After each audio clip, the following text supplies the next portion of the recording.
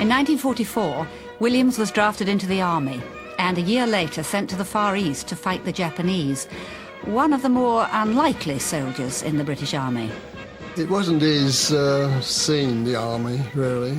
If he was ordered to do something he didn't like to do, he done his absolute utmost to get out of it. He didn't take very kindly to military discipline and certain military activities.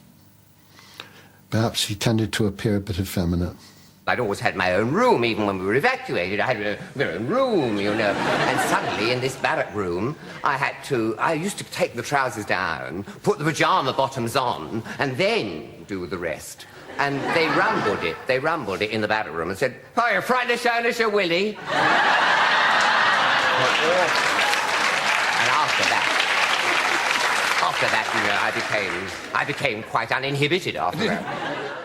Clearly not cut out to be a soldier, he soon shone off the training ground. There was about 20 of us in a hut with double bunks, and when the lights went out, that's when Kenneth started his little wax. He used to get up with a torch and shine it on himself and start reciting silly poems and stories, and I don't know where he got these stories from. I think some of them were from his real life, actually. And he had us in absolute fits.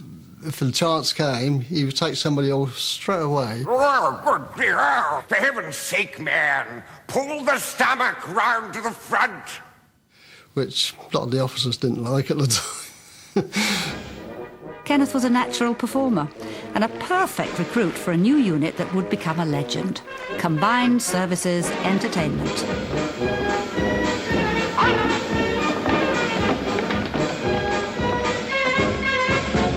Here, military life met show business to entertain the troops.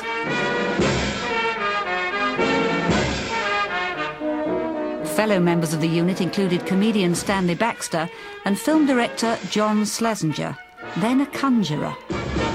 CSE, for all of us, was our first kind of encounter, as it were, with being professional performers. And I think that Kenneth was a genuine original. I remember the voices, I think, from day one.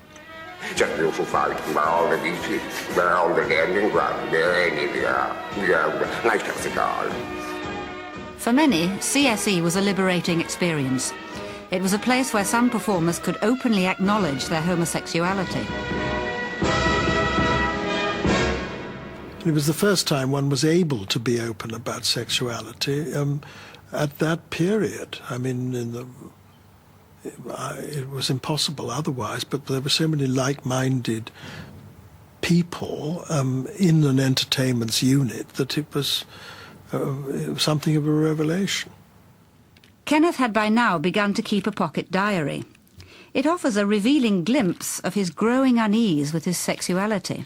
Having a very vivid social life, I think. Met Peter in town, very camp conversation. P was looking for talent.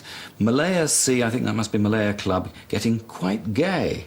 Now, I think that's the homosexual meaning of gay being used in 1947, although the show that Kenneth was in at the time was called Going Gay, so you can never quite tell. The last thing in the entry, and this happens a lot, this phraseology about this time, no traditional worries. I think that means no sexual contact. He was quite troubled by his sexuality. Some of us had much greater ability to come to terms with it, I think. But he didn't, and would talk about it to a certain extent and make jokes about it sometimes and be funny, but at the same time he could be quite disapproving. And I suspect that he was never very comfortable about it. Williams returned to London in 1947, determined to go on the stage, but not as a comic or entertainer. His ambition was to be a serious actor. For 5 years, he learned his trade in weekly repertory companies, but became frustrated by what he saw as a lack of vision in the theatre. He wanted to run his own theatre company, and he joined forces with fellow actress Rachel Roberts and 4 like-minded colleagues. We used to call it laughingly the movement, and we wanted to be together as a company and present serious and contemporary work. Kenneth was very committed to this idea, and he said, for heaven's sake, we must go and do it somewhere. Let us hire a tent, if necessary. His approach to theatre in those early years was curious. It was almost socialistic, you would say. But he wanted a communal theatre, and an egalitarian theatre, and almost a socialistic one, where everybody was on the same level.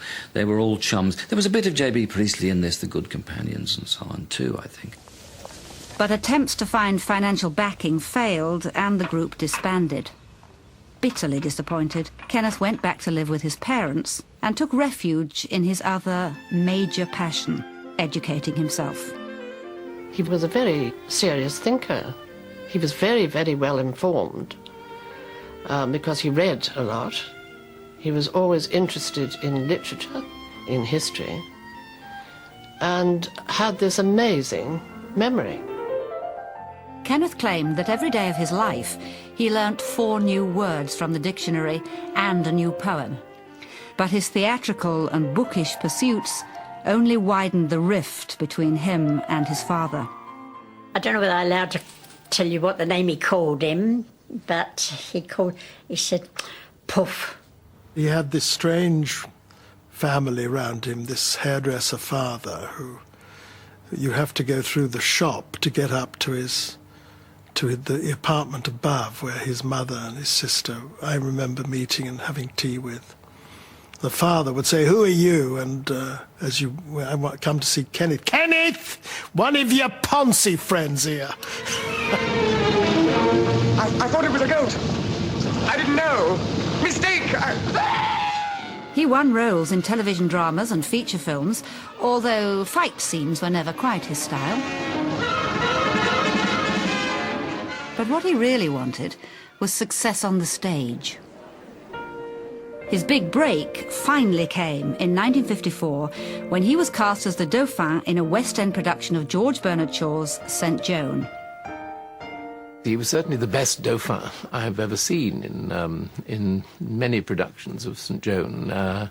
He was rigorously inside the role. Mind you, there's an awful lot of Kenneth in the Dauphin, an awful lot of the Dauphin in Kenneth, but it was a fully thought-through performance.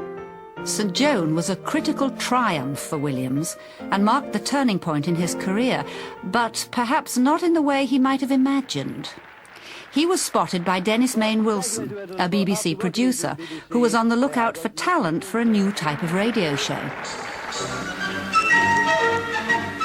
We decided with Tony that we would like to do a situation comedy on radio without any funny voices and just character comedy without jokes or funny voices. And instead of getting different actors, we decided to get one person to do the lot. And Dennis Main Wilson came into us after one show. He said, I've just found him, a wonderful actor. He said, he's playing the Dauphin in St. Joan. So we said, well, that sounds ideal, situation comedy, you know. So he said, well, as long as he said no funny voice. He said, no. So this rather strange-looking young man came to read through. And Ken came out with this one. He said, good evening. I was like, hello. And it's a funny voice straight away. And, of course, when he did it on the show, got an enormous laugh. Come in. Good evening. And instead of having the courage to say, look, we're trying to do away with funny voices, we said, oh, we'll use it.